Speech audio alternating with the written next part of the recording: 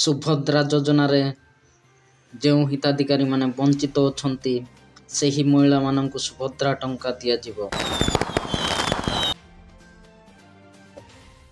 ଯେଉଁମାନେ ଅଭିଯୋଗ କରିଥିଲେ ତୃତୀୟ କିସ୍ତି ପାଇଥିଲେ ମଧ୍ୟ ଯେଉଁମାନେ ଟେକ୍ନିକାଲ ସମସ୍ୟା ଯୋଗୁଁ ପ୍ରଥମ ଦ୍ୱିତୀୟ କିସ୍ତି ପାଇପାରିନଥିଲେ ତାଙ୍କୁ 2ଟି କିସ୍ତି ଟଙ୍କା ଛଡ଼ାଯିବ।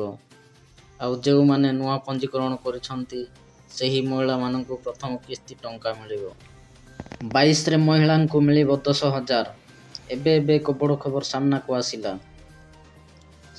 ଆସିଲା ନୂଆ ତାରିଖ 18ରେ ନୁହେଁ, ଏହି ଦିନ ଖାତାକୁ ଆସିବ ସୁଭଦ୍ରା ଟଙ୍କା। ଜାଣନ୍ତୁ କାହାକୁ ମିଳିବ। ସୂଚନା ଅନୁଯାୟୀ ବ୍ୟାଙ୍କ ଆକାଉଣ୍ଟରେ ଜମା ହେବ ସୁଭଦ୍ରା ଟଙ୍କା। ଏକାଥରକେ 2ଟି କିସ୍ତି ଟଙ୍କା ପଠାଇବେ ରାଜ୍ୟ ସରକାର। 22 ତାରିଖରେ ମିଳିବ ସୁଭଦ୍ରା ଟଙ୍କା। ଖୁସିର କଥା ଯେ ବାଦ୍ ପଡ଼ିଥିବା ହିତାଧିକାରୀ ବି ଏଥିରେ ଲାଭବାନ ହେବେ। ଏନେଇ ଆଜି ଉପମୁଖ୍ୟମନ୍ତ୍ରୀ ପ୍ରଭାତୀ ପରିଡ଼ା ସୂଚନା ଦେଇଛନ୍ତି। ଉପମୁଖ୍ୟମନ୍ତ୍ରୀ ପ୍ରଭାତୀ ପରିଡ଼ାଙ୍କ ସୂଚନା ଅନୁସାରେ ପ୍ରଥମ କରି ସୁଭଦ୍ରା ଯୋଜନାରେ ସାମିଲ ହୋଇଥିବା ମହିଳା ଓ କୌଣସି କାରଣରୁ ସୁଭଦ୍ରା ଯୋଜନାରୁ ବଞ୍ଚିତ ହୋଇଥିବା ମହିଳାମାନଙ୍କୁ ଏହି ଟଙ୍କା ମିଳିବ। ରାଜ୍ୟର ବିକାଶ ପାଇଁ ସରକାରଙ୍କର ଦ୍ୱାରା ଲାଗୁ ହୋଇଥିବା ବିକାଶମୁଖୀ ଯୋଜନା ମଧ୍ୟରୁ ସୁଭଦ୍ରା ଯୋଜନା ଗୋଟିଏ। ଏହି ଯୋଜନାରେ ପ୍ରତିବର୍ଷ 10,000 ଲେଖାଏଁ ସହାୟତା ଦେବାକୁ ମୁଖ୍ୟମନ୍ତ୍ରୀ ପ୍ରତିଶ୍ରୁତି ଦେଇ ଆସୁଛନ୍ତି।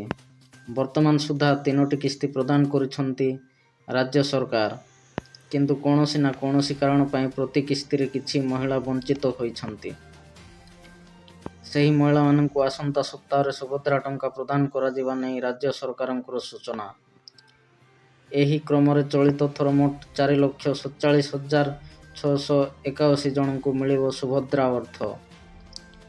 ଏହି ତାଲିକାରେ ପ୍ରଥମ କରି ସୁଭଦ୍ରାରେ ସାମିଲ ହୋଇଥିବା 1,78,000 ହିତାଧିକାରୀ ଓ ଆବେଦନ କରି ବଞ୍ଚିତ ହୋଇଥିବା ପ୍ରାୟ 2,80,000 ହିତାଧିକାରୀ ସାମିଲ ଅଛନ୍ତି।